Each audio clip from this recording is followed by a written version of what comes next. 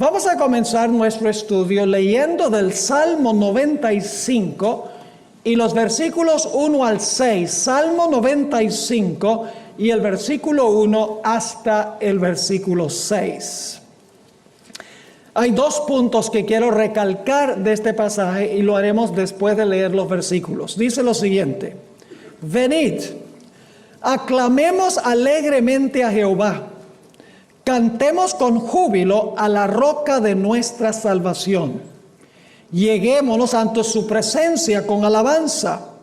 Aclamémosle con cánticos, porque Jehová es Dios grande y Rey grande sobre todos los dioses, porque en su mano están las profundidades de la tierra y las alturas de los montes son suyas. Suyo también el mar, pues Él lo hizo, y sus manos formaron la tierra seca. Venid, adoremos, postrémonos, arrodillémonos delante de Jehová, nuestro Hacedor. Ahora, los dos puntos que quiero recalcar de estos versículos es que nosotros adoramos a Dios porque Dios es el creador. Adoramos a Dios porque Dios es el creador.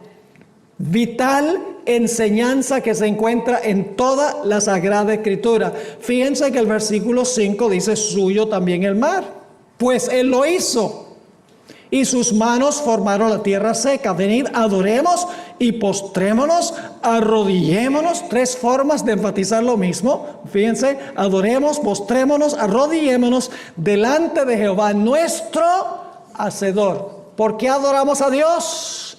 Porque Dios es el creador. Otro versículo que enseña la misma lección lo encontramos en Nehemías, el capítulo 9 y el versículo 6. El libro de Nehemías, el capítulo 9 y el versículo 6 enseña la misma lección, que nosotros adoramos a Dios porque Dios es el creador. Ningún otro Dios es el creador, así que cualquier otro que profesa ser Dios es un falso Dios, no es un verdadero Dios. Dice Nehemías 9 y el versículo 6: tú solo eres Jehová. ¿Y por qué solo Él es Jehová? Sigamos leyendo. Tú hiciste los cielos y los cielos de los cielos con todo su ejército. Y no solo los cielos, porque dice la tierra y todo lo que está en ella, los mares y todo lo que hay en ellos. Y tú vivificas todas estas cosas, y los ejércitos de los cielos te adoran. ¿Por qué los ejércitos celestiales adoran a Dios? Porque el versículo dice que Dios hizo los cielos de los cielos, e hizo también la tierra y todo lo que está en la tierra. Por eso es que se le rinde, ¿qué cosa? Adoración a Dios, porque Dios es el creador. Pero ahora viene un punto muy importante. Cuando Dios creó este mundo,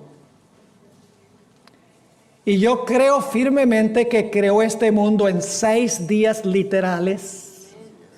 Hoy en día la teoría de la evolución dice que fue a través de millones de años, pero la Biblia enfatiza que la creación fue hecha por Dios en 6 días literales de 24 horas, como los días que conocemos hoy.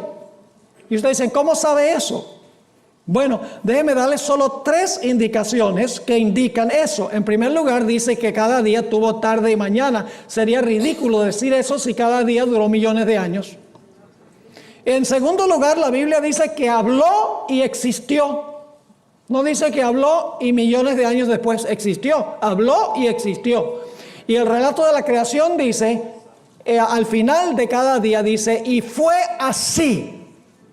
Es decir, los días de la creación fueron días literales de 24 horas como los conocemos nosotros hoy en día. Ahora, al principio, cuando Dios creó este mundo, Dios estableció una señal indicativa que Él es el creador. Un recordativo que Dios es el creador. Un recordativo perpetuo de que Dios es el creador. Vamos a leer en cuanto a esa señal que hizo Dios para recordarnos que Él es el creador en Génesis 2, y vamos a leer los versículos 2 y 3. Génesis, el capítulo 2 y el versículo 2 y 3. Y acabó Dios en el día séptimo la obra que hizo. Y luego, ¿qué dice? Y reposó el día séptimo de toda la obra que hizo. Y bendijo Dios al día séptimo y lo santificó. Y ahora dice, ¿por qué Dios bendijo y santificó el séptimo día? Dice, porque en él reposó de toda la obra que había hecho en la creación. ¿Qué día bendijo Dios? El séptimo día. ¿Qué día santificó Dios? El séptimo día. ¿Ustedes creen que Dios bendijo el séptimo día para él? Dios es la fuente de toda bendición. Él no necesita un día bendecido. ¿Ustedes creen que Dios santificó el sábado para él? No. Dios aparta las cosas como santas para sus criaturas. Así que nos dice aquí que el séptimo día Dios no creó más.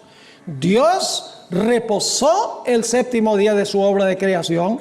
En segundo lugar dice que Dios bendijo el día séptimo, y luego dice que Dios santificó o hizo santo el día séptimo. Es decir, el séptimo día en la creación es la señal que Dios hizo para recordarnos que Él es el creador y le debemos nuestra adoración. Ahora, siempre que yo hablo de estas cosas, surge una persona que dice, pero pastor, ¿cómo sabe usted que el séptimo día de hoy es el mismo séptimo día que guardó Jesús? Han pasado 2000 años. ¿Cómo sabe que el séptimo día de hoy, que es el sábado, es el mismo sábado que existía en los días de Jesús hace 2000 años? Y yo sencillamente les respondo con algunas preguntas. Les digo, mire, ¿qué día de la semana guarda usted? Me dice, bueno, yo guardo el domingo. Y le digo, ok, está bien, explícame por qué tú guardas el domingo como día de reposo. Ah, porque en ese día Cristo resucitó de los muertos.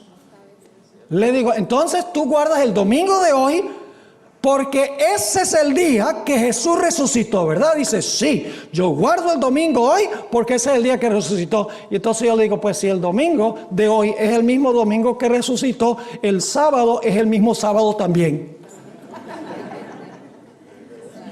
Porque usted no puede decir que el domingo es el mismo domingo de resurrección, pero el sábado se perdió y es otro día. ¿Me están entendiendo? Pero no falta una persona perspicaz que dice, pero ¿cómo sabe usted que el sábado que guardó Cristo es el mismo sábado de la creación? Porque entre la creación y la venida de Cristo pasaron 4000 años. ¿Cómo sabe que el sábado que guardó Cristo, que es el mismo sábado de hoy, es el mismo sábado de la creación? Y yo sencillamente les digo, ¿saben por qué? Porque la Biblia dice que Cristo creó el sábado y Jesús no hubiera guardado el día equivocado. El sábado de hoy es el mismo sábado de la creación. Es el séptimo día de la semana. Lo que nosotros llamamos sábado en inglés, Saturday. ¿Está claro ese punto?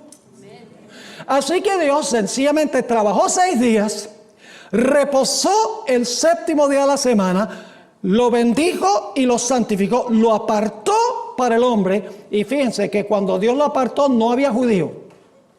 El sábado no es el sábado de los judíos, ni había pecado. El sábado no es sombra de un Salvador que iba a venir a darnos su reposo, porque cuando Dios hizo el sábado no existía el pecado, no se necesitaba redentor.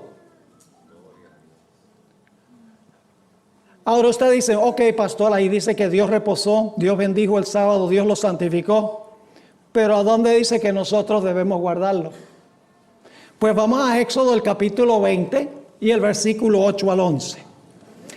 Aquí tenemos el cuarto mandamiento de la santa ley de Dios. ¿Cuántos de ustedes creen que la ley de Dios todavía es para todos los seres humanos? ¿Creen ustedes que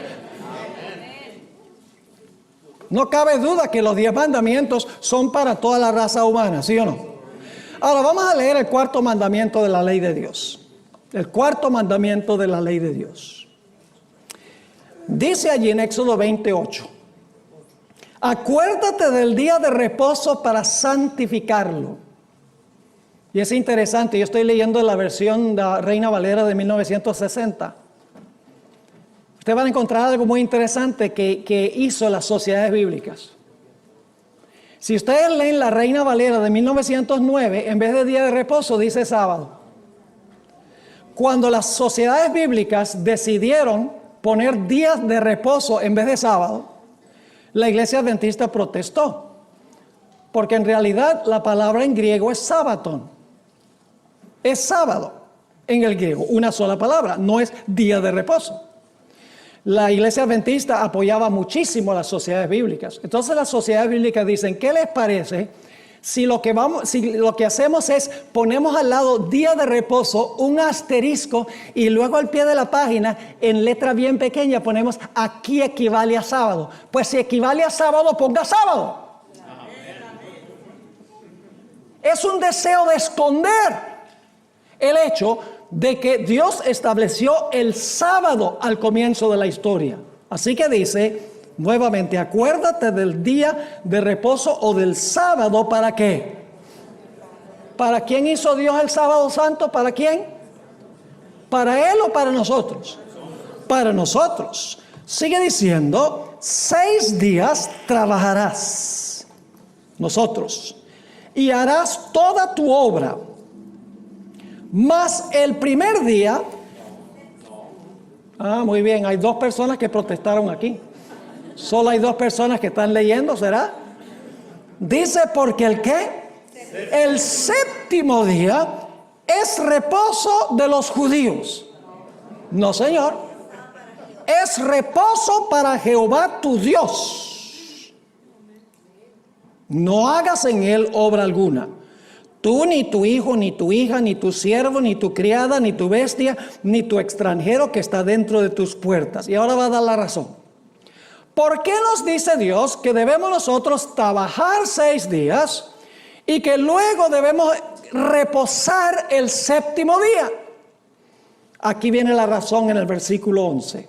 Porque en 6 días hizo Jehová los cielos y la tierra, el mar y todas las cosas que en ellos hay. ¿Por qué se debe trabajar 6 días? Porque Dios, ¿qué? ¿Trabajó cuántos? 6 días. ¿Los días fueron literales? ¿No sería un poco ridículo si los días de la creación fueran millones de años, que Dios dijera, sigue mi ejemplo, trabajando 6 días? Eso sería lo más ridículo del mundo. Solamente si los días son literales, Dios puede decirnos a nosotros que trabajemos 6 días literales. Porque si cada día fueron millones de años, ¿cómo podemos nosotros seguir el ejemplo de Dios? Así que sigue diciendo, porque en 6 días hizo Jehová los cielos y la tierra, el mar y todas las cosas que en ellos hay, y reposó, ¿cuándo? En el séptimo día. Por tanto, Jehová bendijo el día de reposo y lo santificó. Yo pregunto, ¿son las mismas 3 cosas que hizo Dios con el sábado en la creación? En la creación dice que Dios reposó, ¿sí o no? Dice que Dios bendijo el sábado. Dice que Dios santificó el sábado. ¿Es el mismo sábado de la creación? ¿El sábado viene antes del pecado? ¿Antes que existiera un judío? Entonces, ¿es el sábado parte del plan original de Dios para la raza humana? Claro que sí, la Biblia es clara en cuanto a este punto. Ahora, quiero que leamos el Salmo 24 y los versículos 1 y 2. Salmo 24 y el versículo 1 y 2. Estos 2 versículos son muy importantes. Dice, de Jehová es la tierra y su plenitud. La palabra plenitud significa todo lo que está en el mundo, ¿ok? La tierra es de Dios y lo que está en la tierra es de Dios. De Jehová es la tierra y su plenitud, el mundo y los que en él habitan. Ahora, ¿por qué es que este mundo y todo lo que está en el mundo le pertenece a Dios? Versículo 2 lo dice. Dice, porque Él la fundó sobre los mares y la firmó sobre los ríos. ¿Por qué es que Dios es el dueño de esta tierra y todo lo que está en la tierra? Porque Dios, ¿qué hizo? Dios creó el mundo y todo lo que está en el mundo. Pero ahora escuchen la contradicción de muchas personas. Uno le dice, ¿de quién es la luz? De Dios. ¿Y por qué? Porque Dios hizo la luz. Muy bien. ¿De quién es el firmamento? De Dios. ¿Y por qué de Dios? Porque Dios lo hizo. ¿De quién son las plantas y los árboles y las flores? De Dios. ¿Y por qué son de Dios? Porque Dios los hizo.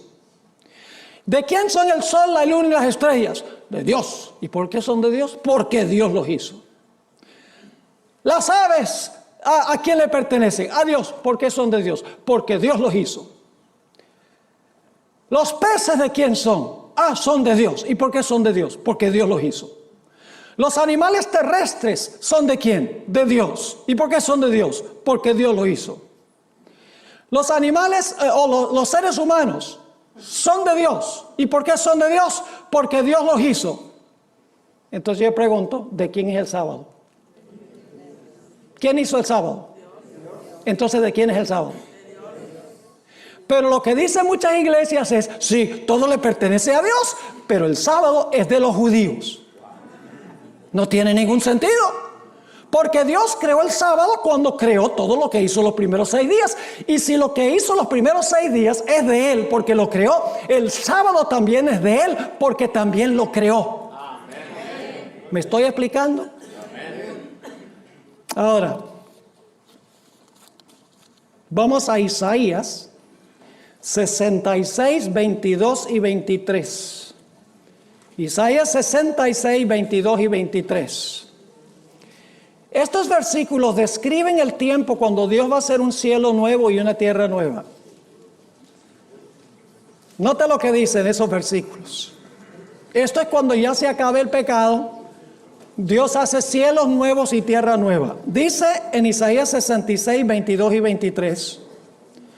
Porque como los cielos nuevos y la nueva tierra que yo hago. Fíjese, ¿qué va a hacer Dios?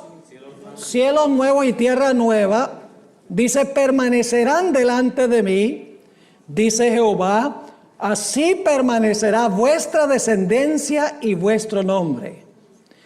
Y de mes en mes porque hay un árbol que es el árbol de la vida que produce su fruto cada mes. Y tendremos que comer del árbol cada mes. Pero no solamente dice cada mes, sino que dice de mes en mes.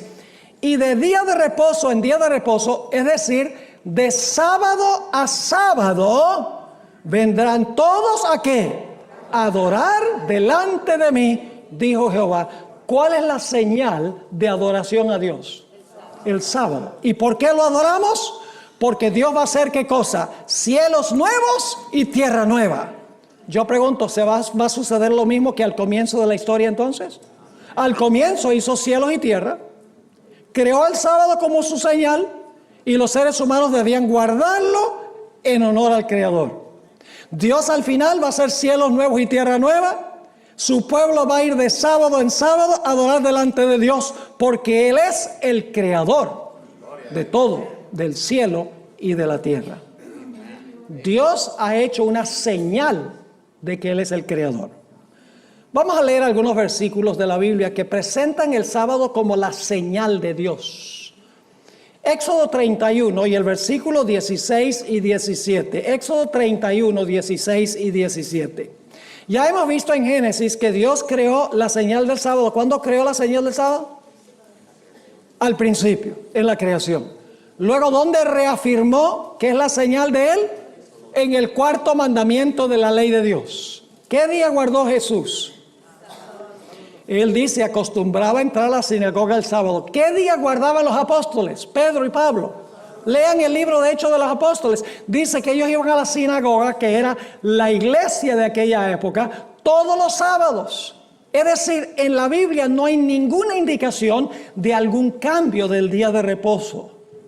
Éxodo 31, 16 y 17 dice, hablando en cuanto a la nación de Israel, guardarán pues el día de reposo los hijos de Israel. Y saben, cuando yo leo eso, la gente dice, debe guardar el sábado solamente Israel, porque dice los hijos de Israel. Eso es muy interesante. Ahora déjenme preguntarles, ¿a quién le dio Dios todos los 10 mandamientos? ¿A quién se los dio? A Israel. Ellos eran los que estaban al pie del monte Sinaí. Dios le dio todos los 10 mandamientos ¿a quién? A Israel. Entonces el mandamiento que dice no tendrás dioses ajenos delante de mí es solo para Israel. El mandamiento que dice no hagas imagen ni te inclines ante las imágenes solo era para Israel. Pero si Dios se lo dio a Israel. El mandamiento que dice no tomarás el nombre de Jehová tu Dios en vano es solo para Israel. El mandamiento que dice honra a tu padre y a tu madre es solo para Israel. El mandamiento que dice no matarás es solo para Israel. El mandamiento que dice no cometerás adulterio es solo para Israel. El mandamiento que dice no hurtarás es solo para Israel. El mandamiento que dice no hablarás falso testimonio contra tu prójimo es solo para Israel. El mandamiento no codiciarás es solo para Israel. Pero el sábado ese sí es solo para Israel. ¿Tiene alguna lógica eso? Dios le dio todos los 10 mandamientos a Israel porque ese era el pueblo que existía en ese tiempo, pero no significa que no sea para todos los que vienen después de ellos. Ahora fíjense lo que dice Éxodo 31 con esto en mente.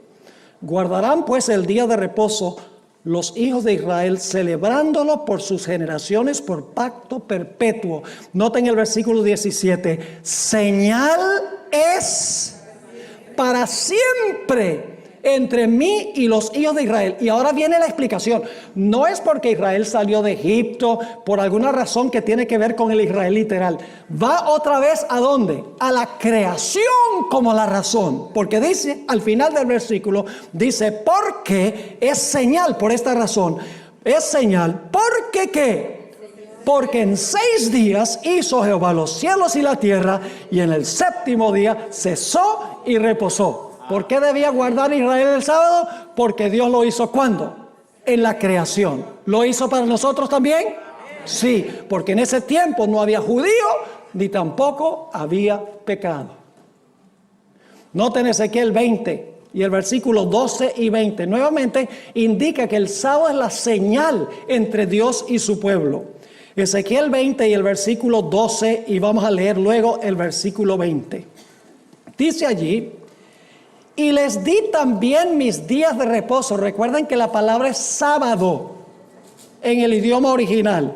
Les di también mis sábados para que fuesen, ¿por qué? Por señal entre mí y ellos, para que supiesen que yo soy Jehová, que los ¿qué? Que los santifico. Y luego el versículo 20, y santificad mis días de reposo, y sean por señal entre mí y vosotros, para que sepáis que yo soy Jehová vuestro Dios. Pero Jehová vuestro Dios, ese solo era el Jehová de Israel, ese no es el Jehová nuestro. ¿Ustedes creen que Jehová también es nuestro? Entonces, ¿por qué la gente dice, aquí dice, bueno, el sábado es la señal entre Dios e Israel para que supieran que Jehová es su Dios, pero hoy en día esa señal no existe como indicativo entre Dios y su pueblo? No tiene sentido, mis queridos amigos y hermanos. El sábado es la señal desde el comienzo de la historia. Lo dice Génesis 2, lo dice Éxodo 20. Lo dice Éxodo 31, lo dice el libro de Ezequiel. Toda la Biblia indica que el sábado es la señal de Dios. Ahora quiero leer un texto más antes de hacer transición a otro punto, porque ustedes dicen, bueno, ¿y esto qué tiene que ver con la gran cadena profética? Bueno, tenemos que colocar este marco para luego volver a la cadena. No es esto independiente a la idea de la cadena. Esto está muy relacionado, lo vamos a encontrar. Vamos a Apocalipsis 14 y el versículo 6 y 7. Apocalipsis 14, 6 y 7. Y mientras ustedes están buscando esos versículos, permítame mencionar que en Apocalipsis 14, Dios imparte 3 mensajes finales al planeta Tierra. Es decir, este es el mensaje final de Dios al planeta. En Apocalipsis 14, 6 y 7. Y algunos dicen, ¿cómo sabe que este es el mensaje final de Dios? Es muy sencillo. Porque después que el tercer ángel proclama su mensaje, se ve a Jesús sentado en una nube con una hoz aguda y viene a cosechar la tierra en la venida de Jesús. Es decir, inmediatamente después del primero, segundo y tercer ángel, entonces se ve a Jesús, viene para cosechar la tierra en su venida. Así que sabemos que estos son los últimos 3 mensajes de Dios al mundo. Y fíjense lo que dice el mensaje del primer ángel. Vi volar por medio del cielo a otro ángel que tenía el evangelio eterno para predicarlo a los moradores de la tierra, a toda nación, tribu, lengua y pueblo. ¿Este mensaje va solo para los judíos? No, es un mensaje global. Es un mensaje para todo el mundo. Dice que debe ir a toda nación, tribu, lengua y pueblo. ¿Y qué dice este ángel? Diciendo a gran voz, temed a Dios y darle gloria, porque la hora de su juicio ha llegado. Y ahora escuchen bien, y adorad a aquel que hizo el cielo y la tierra, el mar y las fuentes de las aguas. ¿Qué dice el mensaje del primer ángel? Nos dice que debemos adorar ¿a quién? Al Creador. ¿Y cuál es la señal del Creador? La señal del Creador ya hemos visto que es ¿qué cosa? El sábado. Yo pregunto entonces, en el mensaje final que da Dios al mundo, ¿está incluido el mensaje de guardar el sábado en honor del Creador, en reconocimiento del Creador, como señal de adoración a Él como el verdadero Dios? El mensaje del primer ángel lo dice claramente. Dios tiene una señal. Noten Apocalipsis 7, 1 al 3, para que ustedes vean que al puro final de la historia, antes de la segunda venida de Jesús, Dios va a colocar una señal sobre su pueblo, una marca sobre su pueblo. Noten lo que dice Apocalipsis 7, 1 al 3. Después de esto, vi a 4 ángeles en pie sobre los 4 ángulos de la tierra, que detenían los 4 vientos de la tierra. Recuerdan que cuando se sueltan los vientos, ¿qué sucede? Viene un cataclismo mundial, es decir, un desorden, viene un tiempo de angustia cual nunca se ha visto. Y de eso vamos a comenzar a hablar mañana en la noche. Así que dice, estaban sosteniendo los 4 vientos para que no soplase viento alguno sobre la tierra, ni sobre el mar, ni sobre ningún árbol. Pero antes de que sean soltados los vientos, algo va a pasar. Vi también a otro ángel que subía de donde sale el sol, es decir, del oriente.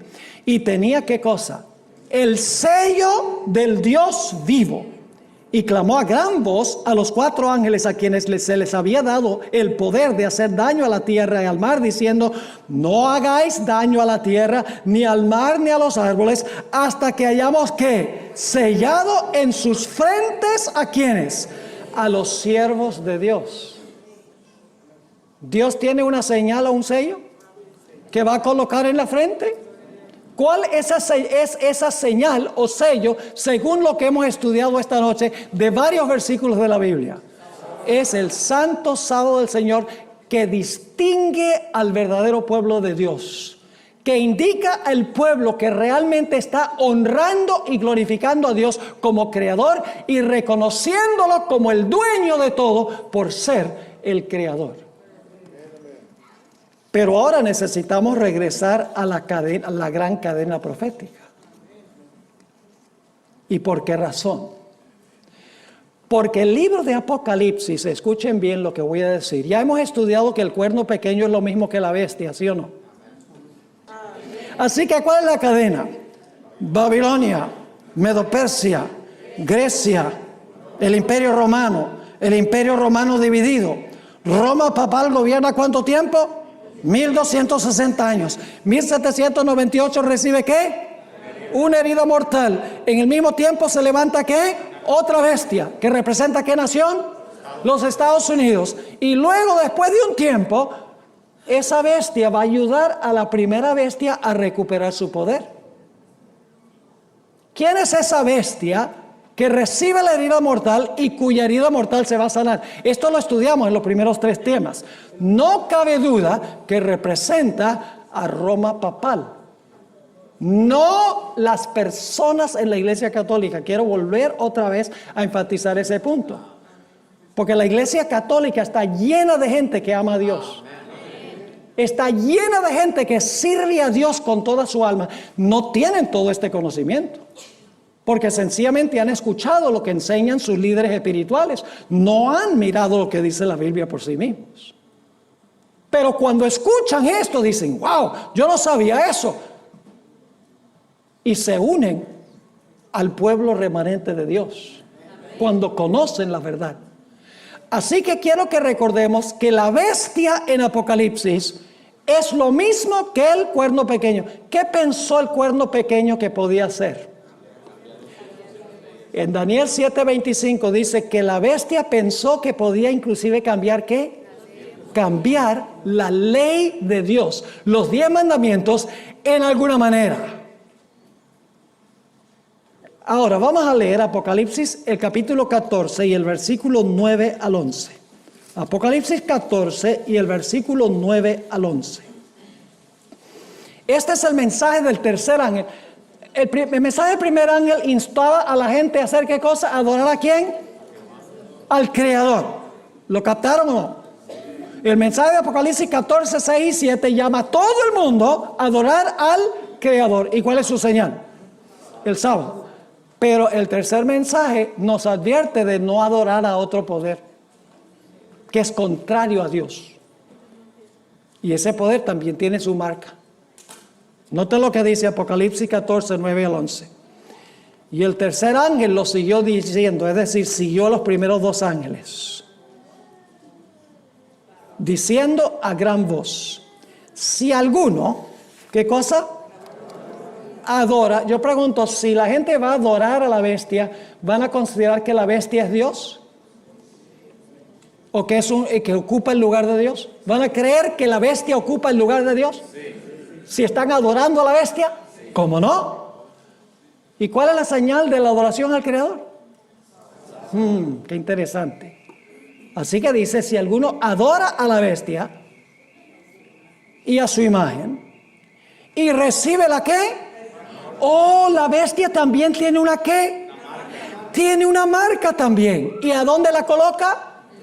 Oh, en la frente, dice, o en la mano derecha. ¿Qué va a pasar con esas personas que reciban la señal o la marca de la bestia y los que adoran a la bestia? Dice, él también beberá el vino de la ira de Dios, que ha sido vaciado puro en el cáliz de su ira. Y será atormentado con fuego y azufre delante de los santos ángeles y del Cordero. Y el humo de su tormento sube por los siglos de los siglos. Y no tienen reposo de día ni de noche los que ¿qué? Los que adoran ¿a quién? A la bestia que profesa ocupar el lugar de ¿quién? Porque exige adoración. Dice, los que adoran a la bestia y su imagen, ni nadie que reciba la ¿qué? La marca de su nombre. ¿Ven la diferencia? Adoramos a Dios. ¿Por qué adoramos a Dios? Porque es el Creador. ¿Cuál es la señal del Creador? El sábado. Yo pregunto, ¿la bestia va a decir que ocupa el lugar de Dios y va a exigir adoración? Sí. ¿Cómo no? ¿Y va a tener una señal o una marca contraria a la marca o la señal de Dios? Entonces, ¿será posible que la marca que tiene la bestia también debe ser un día? Sí. Ahora escuchen bien. Se adora a la bestia porque la gente cree que ocupa el lugar de Dios. Y la señal de lealtad a la bestia es un día rival o un día contrario al día ¿qué? Al día sábado. Ahora, alguno dirá, pastor, entonces usted está diciendo que el conflicto final va a ser un conflicto en cuanto a días. Porque eso es lo que dicen muchas iglesias. Entonces los adventistas dicen que el conflicto final va a ser un día versus otro día. No, mis hermanos y hermanas. Mis queridos amigos, no es un conflicto de un día versus otro día. Es cuestión de cuál autoridad acepta usted. Es cuestión de autoridad. El día es sencillamente la forma en que se prueba a quién somos leales. Por ejemplo, si usted guarda el sábado como señal de Dios, ¿está aceptando la autoridad de quién? De Dios. Si usted guarda el domingo, que fue creado por la bestia como día de reposo, cuando cambió la ley de Dios, usted está aceptando la autoridad de quién? La autoridad de la bestia. Es decir, los días son sencillamente la manera en que Dios nos prueba para ver si aceptamos la autoridad de Dios o aceptamos la autoridad de la bestia. ¿Me están entendiendo lo que estoy diciendo? Es cuestión de autoridad. ¿Acepta usted el sábado creado por Dios al comienzo o acepta usted el cambio en la ley que fue hecho por la bestia o el cuerno pequeño o lo que la Biblia llama el hombre de pecado? Ahora, alguno dirá, pero Pastor Bor, el papado no pretende ser Dios, ni el papado exige adoración. Así que el tercer mensaje no se puede aplicar al papado. Suena muy lógico en la superficie. Pero permítame decirles que hay múltiples evidencias, y las voy a compartir en un momento, de que el papado usurpa la posición de Dios, los derechos de Dios, los títulos de Dios, los poderes de Dios y las funciones que le pertenecen tan solo a Dios. Y puede decir, nosotros no exigimos adoración, pero las acciones demuestran lo contrario. Y ustedes dicen, ¿cómo sabemos eso? Les voy a compartir 9 evidencias. ¿Han leído ustedes alguna vez Segunda de Tesalonicenses, el capítulo 2 y el versículo 3 y 4? Habla allí del hombre de pecado que se sienta en el templo de Dios haciéndose pasar por Dios. ¿Sabe lo que representa ese hombre de pecado que se sienta en el templo de Dios haciéndose pasar por Dios? Es el papado. Y usted dice, pero pastor, ¿cómo sabe usted eso? ¿Acaso el templo no es el templo de Jerusalén que se va a construir algún día por allá en el Medio Oriente? Eso es lo que enseña la mayoría de los cristianos. La mayoría de los cristianos dicen, no, lo que va a pasar es se va a reconstruir el templo de Jerusalén y entonces va a haber una persona bien maligna, que es el cuerno pequeño o la bestia, y va a levantar una estatua bien grandota y le va a decir a todo el mundo, adoren esa estatua que está ahí, y entonces le va a poner un tatuaje en la frente. Eso es lo que están enseñando las iglesias. Ellos no ven el papel del papado ni el papel del protestantismo apóstata en los Estados Unidos, porque interpretan equivocadamente las profecías. Usan el método erróneo para explicar las profecías. Por eso no ven que se están cumpliendo en Roma y en los Estados Unidos, porque están mirando allá a ISIS. Y está mirando allá el conflicto entre los palestinos e Israel. Está mirando allá y mientras tanto Roma y Estados Unidos cumplen las profecías y nadie lo ve porque están mirando a donde no es. Es cosa seria usar el método correcto de interpretar las profecías, porque si usted las interpreta mal, usted va a terminar en el lado equivocado. Si usted no sabe quién es la bestia, usted no va a saber cuál es la imagen de la bestia. Ni tampoco va a saber cuál es la marca de la bestia. Es vital saber quién es la bestia y el cuerno pequeño. ¿Y qué es lo que van a hacer? Ese poder que se siente en el templo de Dios, ¿saben ustedes qué es el templo de Dios? Cada vez que el apóstol Pablo usa esa expresión, templo de Dios, está hablando de la iglesia. ¿No sabéis que vosotros sois templo del Espíritu Santo? Y está hablando en plural. Nosotros lo aplicamos individualmente, ciertamente nuestro cuerpo es un templo, pero en el griego está diciendo a la iglesia de los Corintios, no saben que ustedes son el templo del Espíritu Santo. La iglesia es el templo del Espíritu Santo. Es decir, la presencia de Dios en el Antiguo Testamento era visible, era una luz visible, la Shekinah, pero hoy en día la presencia de Dios en el templo es invisible, es el Espíritu Santo. La Shekinah. En Efesios el capítulo 2, 19 al 22, el apóstol Pablo dice que el templo es un templo espiritual. Dice, edificados sobre los apóstoles y los profetas, siendo Cristo Jesús la piedra principal del ángulo, y nosotros somos las piedras edificadas del templo. Es decir, no es un templo literal, es la iglesia.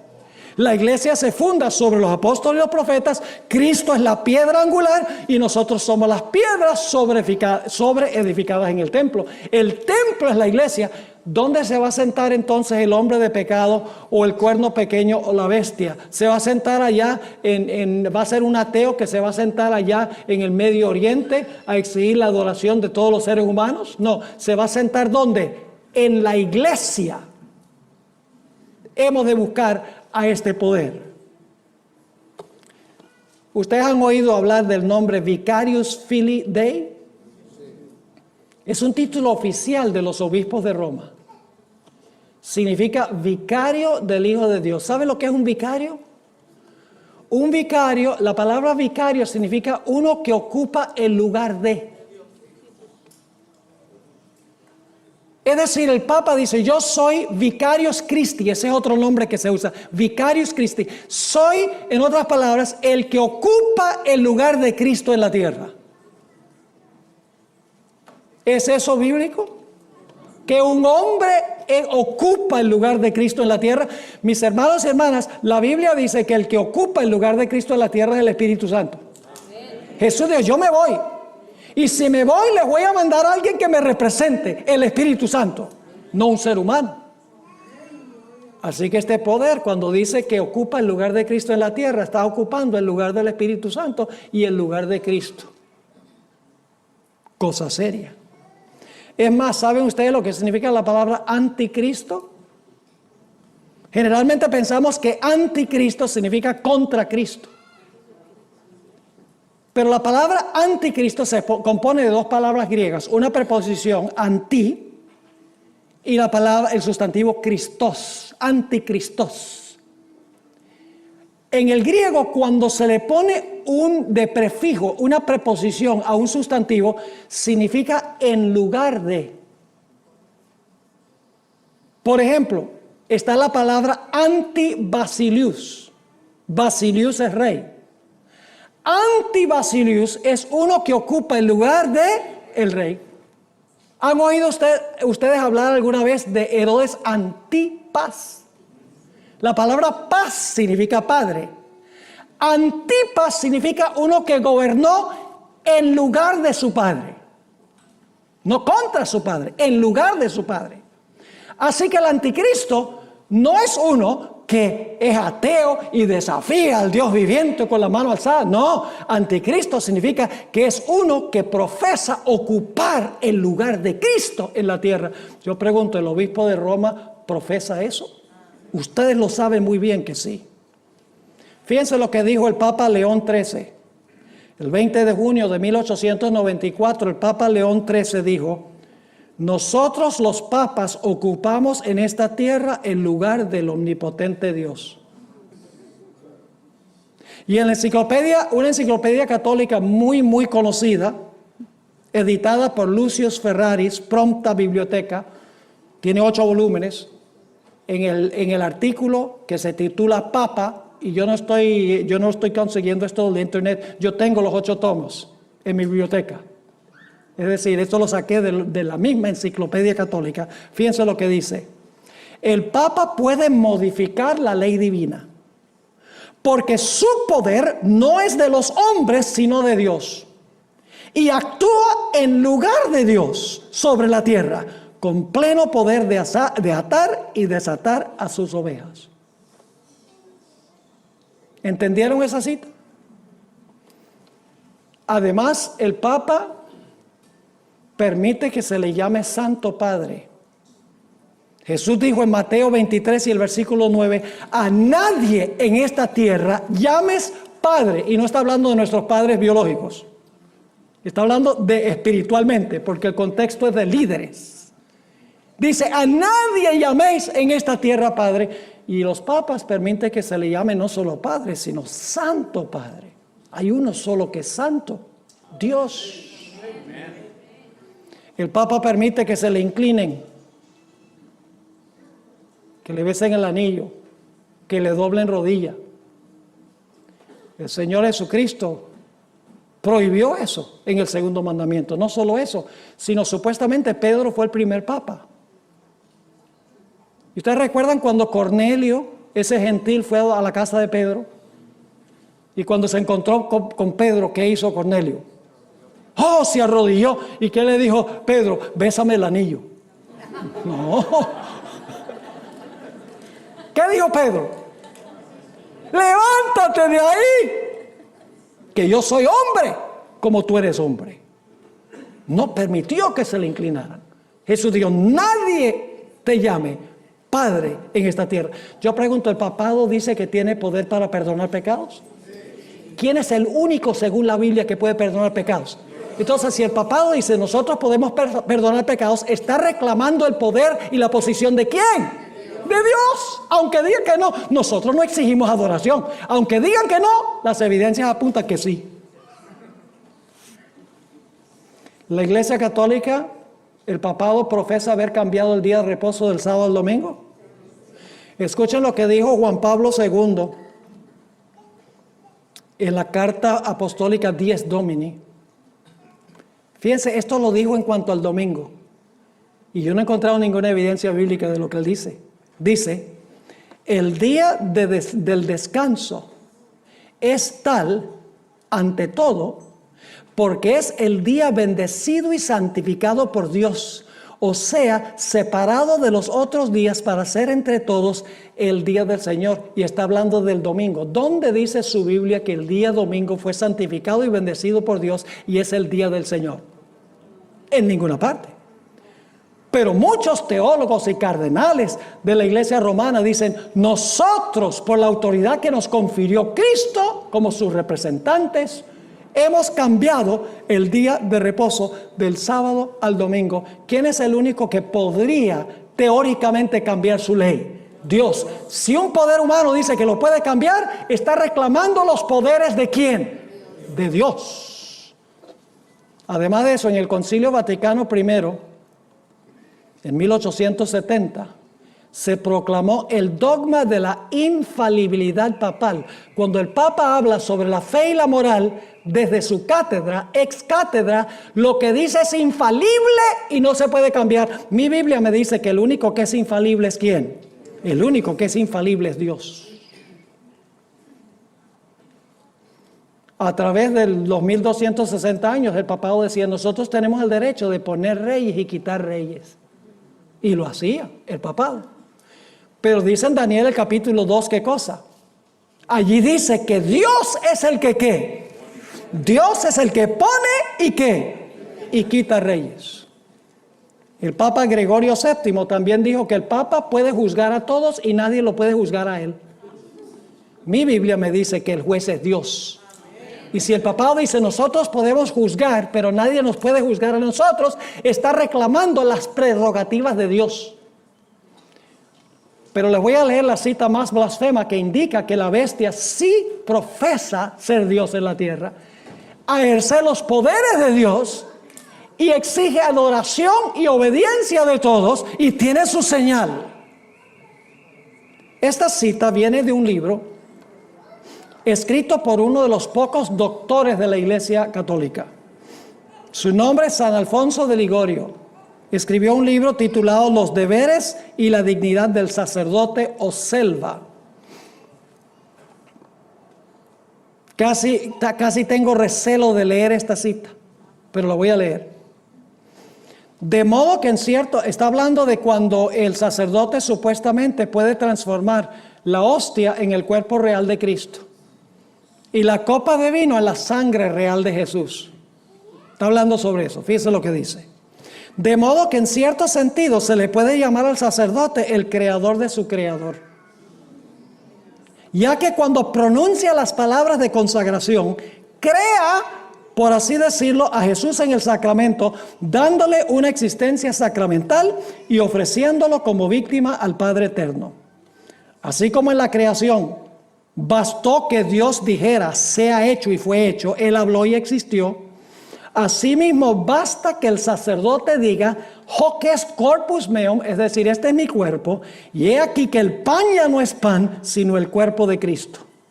El poder del sacerdote, según San Bernardino de Siena, es el poder de una persona divina. ¿El poder del sacerdote es qué? El poder de una persona divina. Pues en la transubstanciación del pan se requiere tanto poder como la creación del mundo.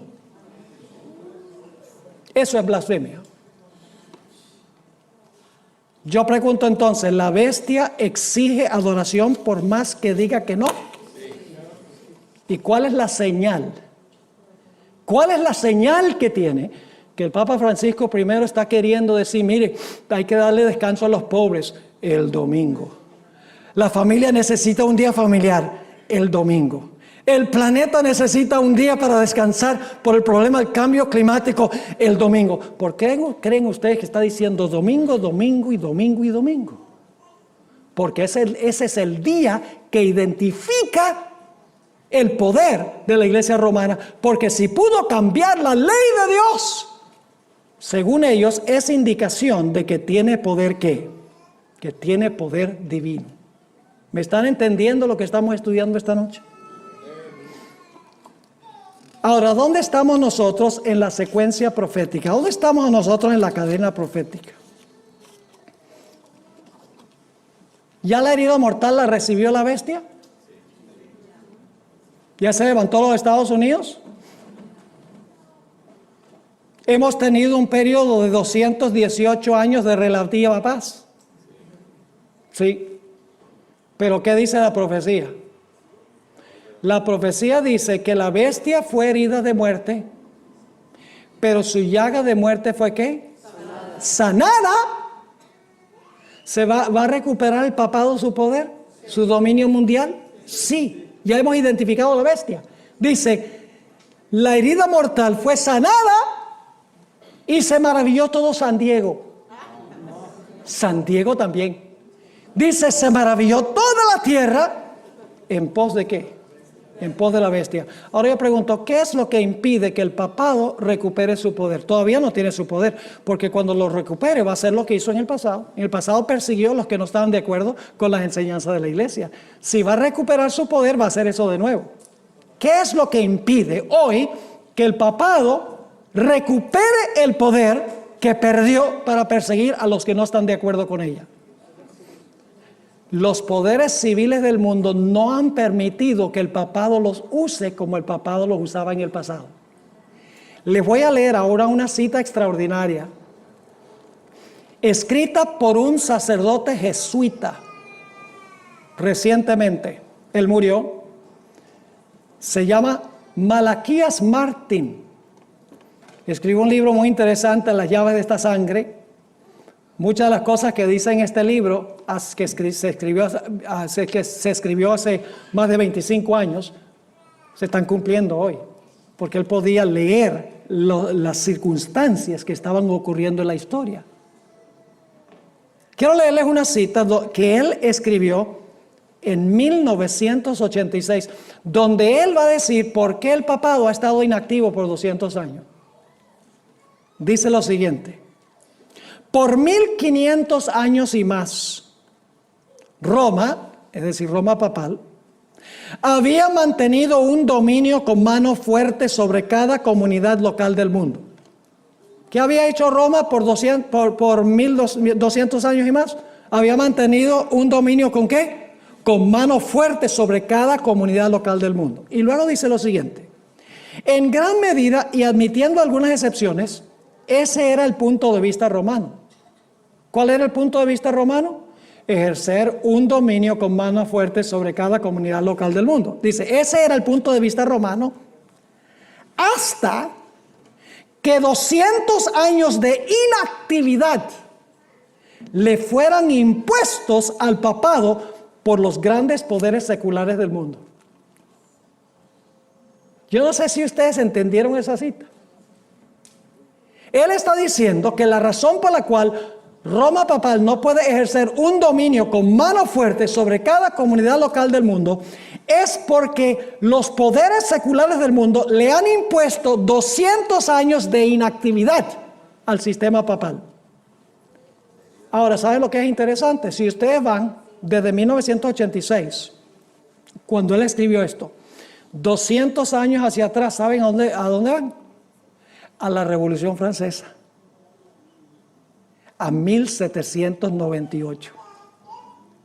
Lo que está diciendo él sin darse cuenta es que en la Revolución Francesa, cuando se le quitó la espada al papado y cuando ya no se permitía que usara los poderes civiles, porque nación tras nación en Europa se volcó en contra del papado y establecieron gobiernos representativos, gobiernos democráticos, lo que él está diciendo es que 200 años de inactividad le han sido impuestos al sistema papal por los grandes poderes seculares del mundo, porque ya no permiten que el papado los use para cumplir sus propósitos. Ahora quiero leerles una cita escrita por Elena White en el libro El conflicto de los siglos, página 620. Yo les digo que si no fuera por el hecho de que ella escribió 120 años antes que Malaquías Martín, yo diría que tal vez se copió de él. Pero me da la impresión que tal vez él se copió de ella. Pero no creo. Fíjense lo que escribió ella en 1888. Dice, derróguense. ¿Qué significa derróguense? Significa quitar o eliminar. Elimínense las medidas restrictivas. ¿Medidas qué? Elimínense las medidas restrictivas impuestas en la actualidad por los gobiernos civiles. ¿Quiénes ponen las medidas restrictivas? Los poderes civiles. Dice, quítense esas medidas restrictivas impuestas por los poderes civiles, dice, y déjesele a Roma que recupere su antiguo poder. Y se verán resucitar. Para resucitar tiene que estar ¿qué? Muerto. ¿La bestia recibió una herida mortal? ¿Cómo se le va a sanar? Dice, derróguense las medidas restrictivas impuestas en la actualidad por los gobiernos civiles y déjesele a Roma que recupere su antiguo poder y se verán resucitar en el acto su tiranía y sus persecuciones. ¿Qué es lo que impide que la herida mortal se sane plenamente? Los poderes civiles del mundo que le quitaron la espada empezando en 1798. Y le pusieron las esposas y dijeron, ya tú no te vas a sentar en el trono, nosotros vamos a gobernar. Pero según hemos estudiado, la bestia que se levanta de la tierra le va a devolver la espada del poder civil. Y va a soltar a este poder de la cárcel. Y va a tener dominio nuevamente en este mundo. Y va a imponer por ley su señal. ¿Y cuál es su señal? El domingo. ¿Cuál es la señal de Dios? El sábado. Ahora fíjense, ¿por qué adoramos a Dios? Porque es el creador. ¿Y cuál es la señal del creador? El sábado. ¿Por qué la bestia exige adoración? Porque él dice que ocupa el lugar de ¿quién? El lugar de Dios. ¿Tiene una señal? ¿Cuál es la señal? El domingo. No hay que tener mucha inteligencia para saber que si la señal de Dios es un día, la marca de la bestia es otro día. Y el día falso tiene que ser el domingo, porque el día que creó Dios fue el sábado. ¿Cuántos de ustedes han visto alguna vez un billete falso de $4?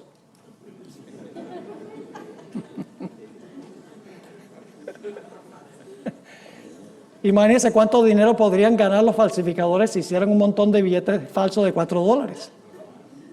¿Por qué no hay un billete falso de $4? Porque no hay uno genuino. ¿Qué viene primero, lo genuino, luego lo falso, o lo falso y luego lo genuino? ¿Es que ustedes creen que los falsificadores dicen, hagamos un billete falso de $4 y el gobierno dice, muy buena idea, hagamos uno verdadero? La falsificación viene después. Ahora, si el sábado es la señal que Dios hizo en mero comienzo, santificó el día, lo bendijo, reposó ese día. Entonces, ¿esperaríamos que Satanás crearía una falsificación más adelante en la historia? No cabe duda que sí. Y el domingo es la falsificación. Y escuchen bien, veo señales que la herida se está sanando. Yo estuve en Filadelfia en septiembre del año pasado cuando vino el Papa. Impresionante.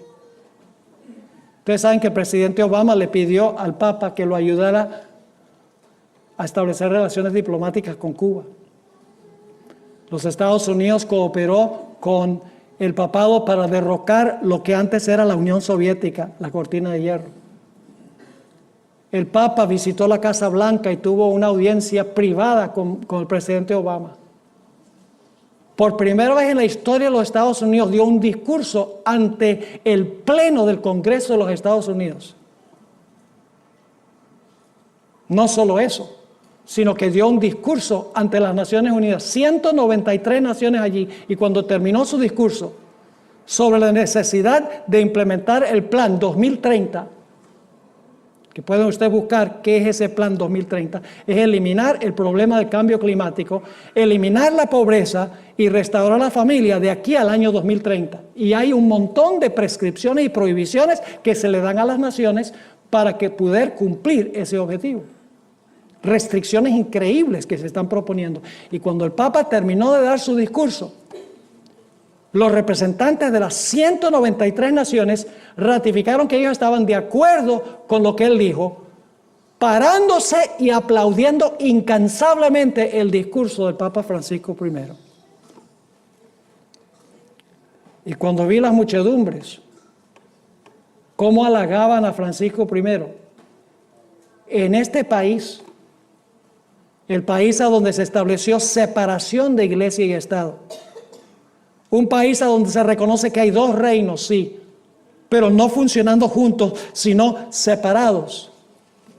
De verdad que me di cuenta que poco a poco el mundo se está maravillando en pos de este sistema.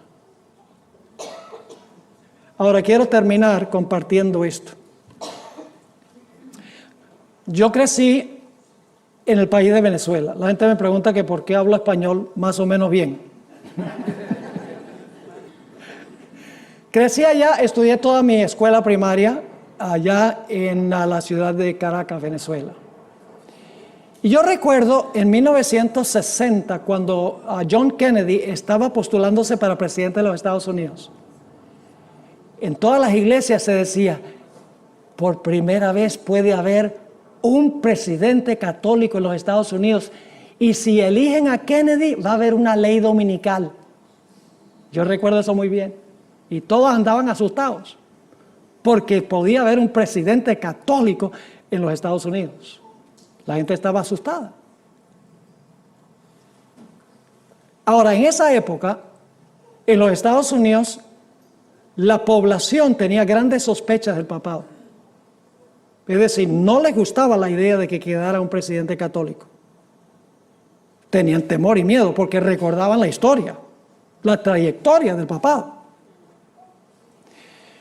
Yo quiero leerles una cita de un apologista católico, pionero de radio y televisión de la Iglesia Católica, un arzobispo con el nombre de Fulton Sheen.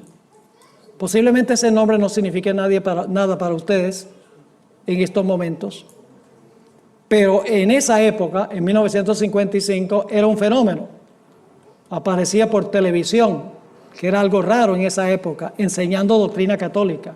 Tenía mucho carisma y lo que decía parecía tener mucho sentido y tenía gran sintonía. En 1955, él salió por el radio y habló las siguientes palabras. Recuerden que en esa época la gente de los Estados Unidos le tenía sospechas al papado, no quería nada que ver con el papado. Y tomando eso en cuenta, Fulton Sheen, quien defendía la iglesia romana, dijo lo siguiente: si yo no fuera católico y estuviera buscando la verdadera iglesia en el mundo hoy, buscaría la iglesia que no se lleva bien con el mundo. Qué interesante. ¿Ustedes creen que él diría eso hoy? No. Sigue diciendo. En otras palabras, buscaría la iglesia que el mundo aborrece, porque en esa época el mundo aborrecía este sistema. Mi razón en hacer esto sería que si Cristo está presente en alguna de las iglesias del mundo actual, entonces debería ser odiado así como lo fue cuando anduvo sobre la tierra en la carne. Si usted desea descubrir a Cristo hoy, entonces busque la iglesia que no se lleva bien con el mundo. Busque una iglesia que es aborrecida por el mundo, así como Cristo fue aborrecido por el mundo. El único problema es que el papado ya no es aborrecido por el mundo. ¿Qué escribiría hoy? Escribiría, busque la iglesia que es más popular con el mundo. Porque las circunstancias en los Estados Unidos de América han cambiado. Y todo tiene que ver con el método de interpretar las profecías. Los protestantes de hoy en día están mirando a donde el conflicto no es. Están mirando al Medio Oriente, a la reconstrucción del templo, a un personaje malévolo que se va a sentar en el templo por 3 años y medio, va a perseguir a los judíos literales, va a hacer una imagen bien grande en su honor